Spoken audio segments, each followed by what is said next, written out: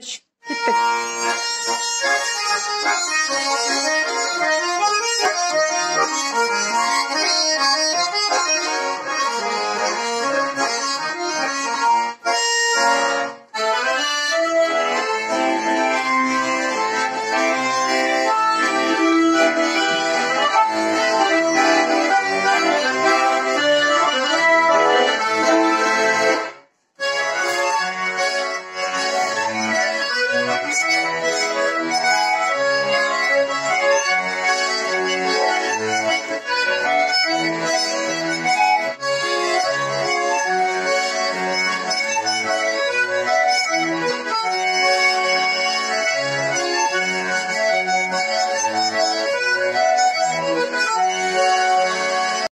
Bugun biz o'zimizning eng yaxshi garmonchi degan belgimizga natija yasab, jingishlarimizni o'zimizga dashdik, hamda ularga o'zimizning kichkinagina motor bo'laklarimizni topshirasimiz keladi. Birinchi o'ringa chiqqan bizning Rozaliya opa Minibayeva.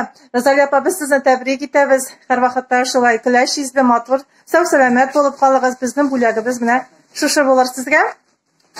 Ikkinchi bo'lagimiz bizning Farxulla aboy. Ol bizning yuqori Tigirmanlik avulunda tug'ib o'sgan yigitimiz. Ol baygida uni qatnashirga endi o'zining klassdoshlari indanga ko'ragina keldim deydi. Biz sizni dashlayoq shu jingingiz bilan tabrik etamiz Farxulla aboy. Salomat bo'ling'iz, g'ayla minniga tilab qolamiz sizga. Hamisha tishishmaysiz, birda soyiqmasin. Qizlar rahmat sizga. Ko'ngil yetib uyushtiringlar.